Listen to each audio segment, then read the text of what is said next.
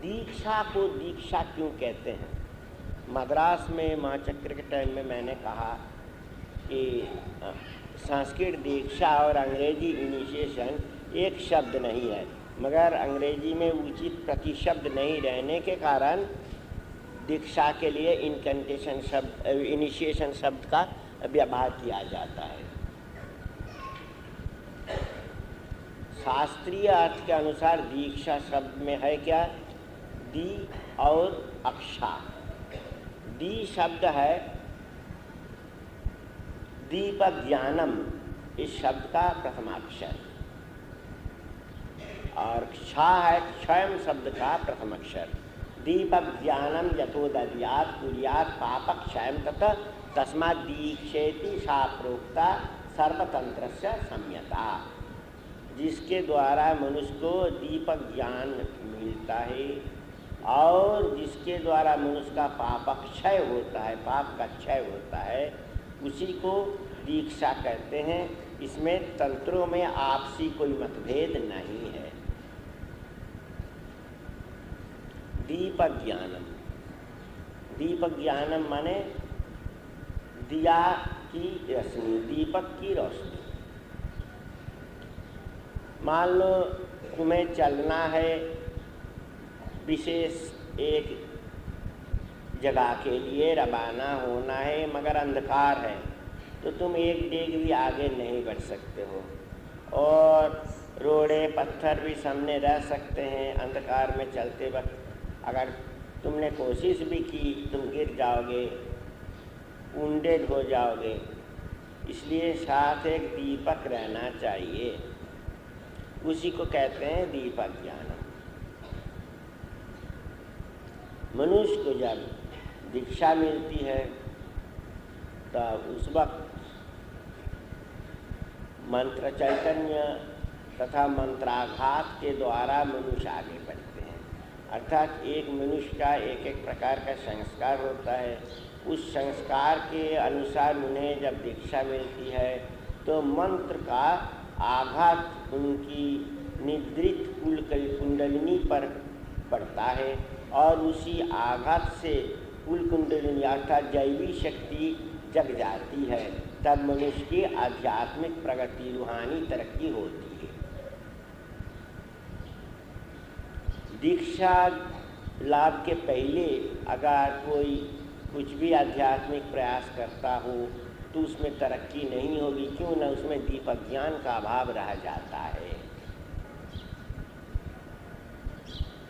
यह जो दीपक ज्ञान है इसका प्रथम अक्षर है दी, दीपक ज्ञानम प्रथम अक्षर है दी, और कुर्यात पाप क्षय जत, जिसके द्वारा पाप का क्षय होता है।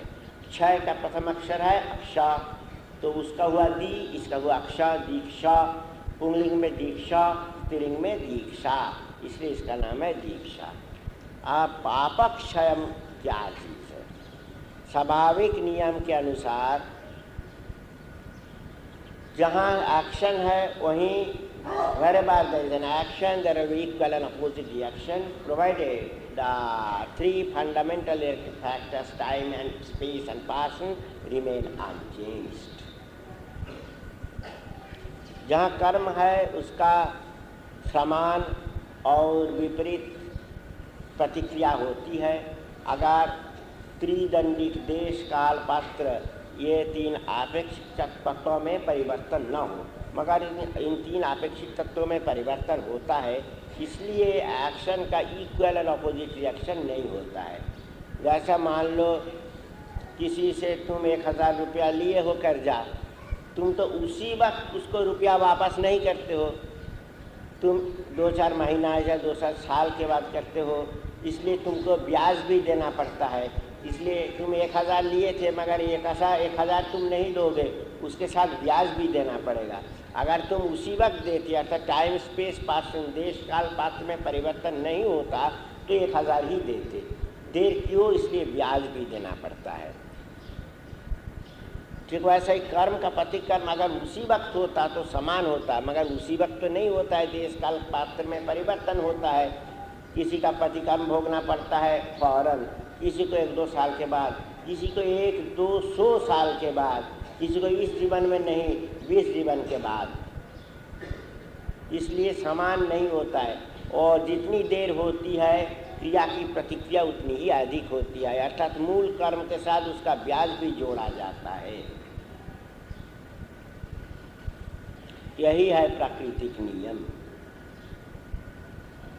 ना भुक्तम क्षयते कर्म कल्पकोटि शतैरपि आवश्यमेव भुक्तव्यम कृतं कर्म शुभाशुभम। यावन्न क्षयते कर्म शुभं चाशुभमेव च तावन्न जायते मोक्षो नैनां कल्पशतैरपि। यथा लौहमयी पाशै पाशै स्वर्णमयीरपि तथा बद्धो भवेत् जीवो कर्माभिश्चाशुभैः। यही है नियम। तो कैसे यहाँ कहा गया कि कुर्यात् पाप क्षयम तथा, तो पाप का क्षय होता है कैसे कहा गया इस श्लोक में? पाप का तो प्रतिकर्म भोगना पड़ता है। इसका 2 उत्तर है। मनुष्य को अपने पाप का बोझा ढोना पड़ता है, बात तो ठीक है, मगर पाप का प्रतिकर्म अगर जल्दी हो गया, तुरंत अगर प्रतिक्रिया मिल गई तो अधिक दिनों तक बोझा ढोना नहीं पड़ेगा, मन हल्का हो जाएगा, आत्मा हल्की हो जाएगी, मनुष्य आनंद आगे बढ़ते रहेंगे। और दूसरी बात, दीक्षा के बाद, साधना के बाद होता क्या कि दैसिक कालिक पात्रिक विलंब के कारण जो ब्याज ढोना चाहिए था उससे वो बच जाता है। अर्थात जितना कर्म हुआ था उतना ही प्रतिकर्म होगा, उससे अधिक भोगना नहीं पड़ेगा। क्यों नहीं पड़ेगा? उसका कारण है परम पुरुष का, परमात्मा का एक नाम है हरि। हरि माने क्या है? न हरति पापा नित्यार्थे हरि, जो पापों का हरण करते हैं, पाप को चुराते हैं। परम पुरुष मनुष्य से क्या लेंगे जी? परम पुरुष के पास, परमात्मा के पास तो सब कुछ है, जीव से क्या लेंगे? किसी भी चीज़ की प्रत्याशा नहीं है। तो अभी परम पुरुष एक चीज़ लेते हैं और सीधा नहीं लेते हैं, चोरी करके लेते हैं, चुराते हैं। ये तो बहुत लाज की बात, बहुत दुख की बात। हम लोगों का है ना, अस्ते है, चोरी से दूर रहना चाहिए, अब परम पुरुष खुद चोरी करते हैं तो बहुत दुख की बात, अनिंदनीय भी। हाँ, बात तो ठीक है, बात निंदनीय भी, मगर मजबूरी है उनके लिए, चोरी करनी पड़ती है। बात क्या है? परम पुरुष अपने भक्तों को बहुत प्यार करते हैं। और देखो दुनियावी मनुष्य, कोई छोटा पापी, कोई बड़ा पापी, एकदम पाप नहीं किया ऐसा मनुष्य तो पाना मुश्किल है। किंतु बड़ा पापी, बड़े पापी हो चाहे छोटे पापी हो, पातक हो चाहे अतिपातक हो चाहे महापातक हो, सब तो परम पुरुष के हैं। सब कोई तो परम पुरुष की गोद पे बैठे हुए हैं जी, कोई बाहरी आदमी तो नहीं है। तो पापी से पापी समाज जिन पर थूकता है, परम पुरुष के लिए वो भी घृणा का पात्र नहीं है। परम पुरुष के लिए वो भी तो प्यारे बेटे हैं, प्यारी बेटी है, इसलिए वो तो घृणा नहीं कर सकते हैं। और वो चाहेंगे कि सबकी तरक्की हो, बेटों की भी तरक्की हो, बेटियों की भी तरक्की हो। समाज कहेगा कि ये नारी है, इसको यह अधिकार नहीं मिलेगा, यह अधिकार नहीं मिलेगा, घर के भीतर बंद रहेगी, तरह तरह का विधान है समाज का। किंतु परम पुरुष के पास वो सब नहीं है। बेटा जितना प्यारा, बेटी उतनी ही प्यारी है। बाप जब छोटे बच्चे को गोद के लेके खिलाता है, उस वक्त बाप क्या कौन बेटा है और कौन बेटी है विचार करता है? नहीं करता है। बेटा भी जितना प्यारा, बेटे को भी गोद पे लेंगे, बेटी को भी लेंगे, दोनों समान। समाज है बदमाश, इसलिए नारी पर जुल्म करता है। बात यही है, परम पुरुष के विचार के अनुसार समान है। तो परम पुरुष के भक्त आज भक्त हो गए, मगर काल तक थे बहुत नीच, बहुत बड़े पापी। तो परम पुरुष भी तो सोचेंगे हमारा बेटा कैसे इस पाप से बाँचे, कैसे उस पाप से उन्हें परित्राण मिले, वो तो जरूर सोचेंगे। तो पिता का काम है कि बच्चों के भविष्य के संबंध में सोचना और भविष्य को बना देना। किंतु अगर परम पुरुष बोले कि देखो जी, तुमने जो पाप किया वो तो बहुत हिमालय के समान है, इतना बोझा ढोना तुम्हारे लिए तो बहुत मुश्किल है, तुम तो बच्चे हो, तो तुमसे बोझा का वजन अधिक है कि तुम कैसे ढोते रहोगे। अगर ढोना भी है एक जन्म में तो नहीं होगा, कई जन्म, कई हजार जन्म लग जाएगा। तुम्हारा पाप का बोझा इतना बड़ा है और इतना भारी है। तो तुम एक काम करो बेटे, तुम्हारा जो पाप है वो मुझको दे दो, मैं तुम्हारे पाप का बोझा ढोता रहूँगा, तुम दे दो। किंतु भक्त तो देना नहीं चाहेगा। भक्त बोलेगा नहीं नहीं नहीं, मेरे पाप का बोझा मैं ढोता रहूँगा, आपको क्यों दूँगा?